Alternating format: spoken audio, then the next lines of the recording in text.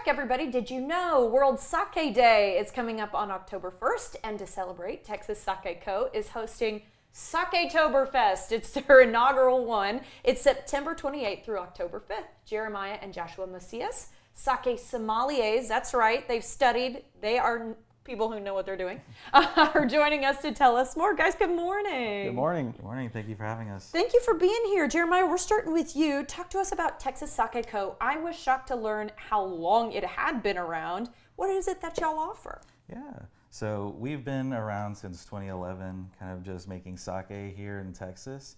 We're actually the only Texas brewery for sake in the U.S. I was going to say. So there's only about 25 or so breweries in the U.S. in general. It's kind of like a niche thing. So we're kind of just bringing sake to the American public and showing them how great of a spirit it is. Fantastic. Well, I'm glad that we have a little representation down here in Texas.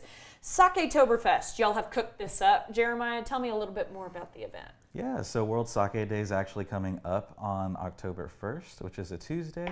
It's unfortunately one of the days we're closed. Oh, so no. We thought, why not celebrate in between? So we're celebrating from the 28th to the 5th, and we're having Saketoberfest the entire week, doing specials through the week, and also holding 2 special event days this Saturday and the following Saturday as well. Okay, so what are the special event days? So the special event days, we're going to be having 20% off our Japanese sake selections, as well as $5 drafts and dollar sake bombs with a purchase, as well as some food specials as well. We're going to have Austin Taiko, a Japanese drumming group, come out to play for us, kind of celebrating the culture and sake. That is so cool. And when you say draft, hang on. Do you have sake on draft? Yes, so we do have a tap system for our sake. Hey! Kind of like a unique thing we got going on. Yeah, that's really cool. Okay. Joshua, I know that both of you are sommeliers, but you are here kind of as the expert to talk to us about the style of sake, the tasting of sake, all that good stuff today. My first question to you is there a proper way to drink sake? And I have a feeling the answer is yes. So there's actually a bunch of different proper ways to drink sake. Okay. A lot of people do actually think that they have to drink sake warm or warmed up, which that is a way to consume sake. But actually, most sake is actually served best chilled, as advertised on the bottle, or you can also have it room temperature. But it is dependent on what you're eating and what you're pairing that sake with. Different styles of warming it up is going to actually bring out different notes in that sake that you wouldn't actually taste if it was served chilled. So there are different ways to enjoy sake. Interesting. Okay, and I usually think of traditional flavors like pear, peach, apple when I think about sake flavors. You guys poured out a flight here. I cannot believe that all of these are such different colors.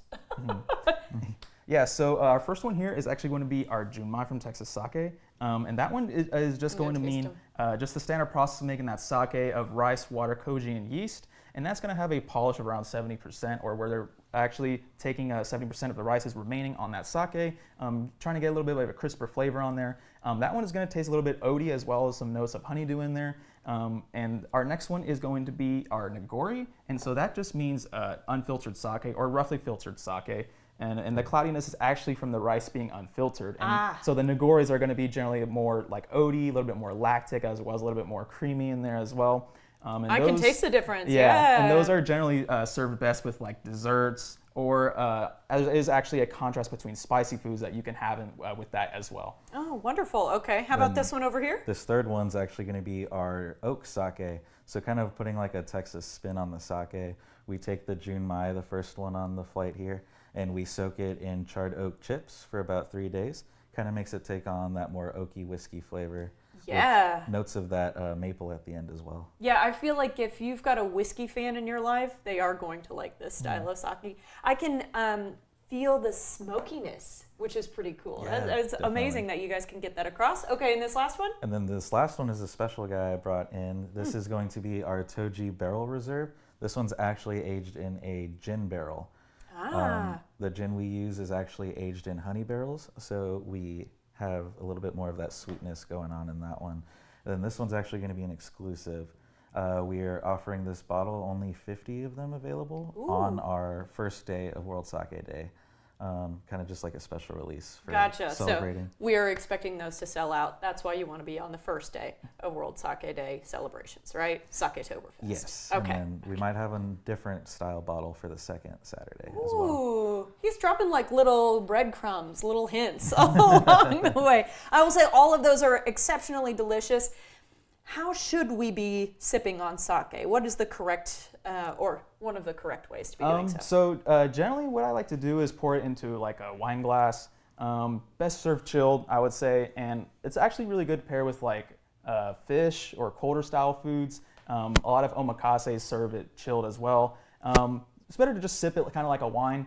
Savor it. Do we like do the swirly thing? You can. You'll pull out a lot of the notes in there as well if you do swirl it that way. But it is better to just be sipped, I would say, instead of taken in forms of shots. You can do sake bombs. That is another way to do it. I was going to say, hang on, you guys offer sake bombs. So yeah, that is another thing that we do offer at Texas Sakeko. We do those sake bombs as well. So it's just dependent. There's many different styles and ways to consume sake. It's not just one size fits all.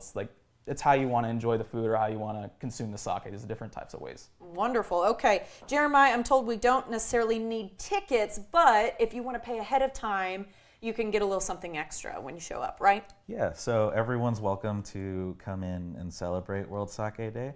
We do have links to a Eventbrite page where we can RSVP just to show us that you're coming, or we also have a paid option that'll get you a Texas flight, much like this one in front of us. Okay.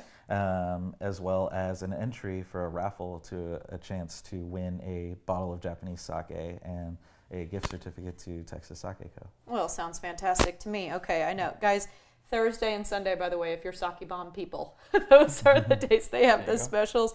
And follow them along on social media because maybe there's going to be a little Halloween something coming out. Gentlemen, thank you for your expertise this morning. We really appreciate it. Thank you for having us. Follow at TX Sakeko on social media for updates, and you can RSVP online, as you heard there from Jeremiah, on Eventbrite. Head to txsake.com to learn more.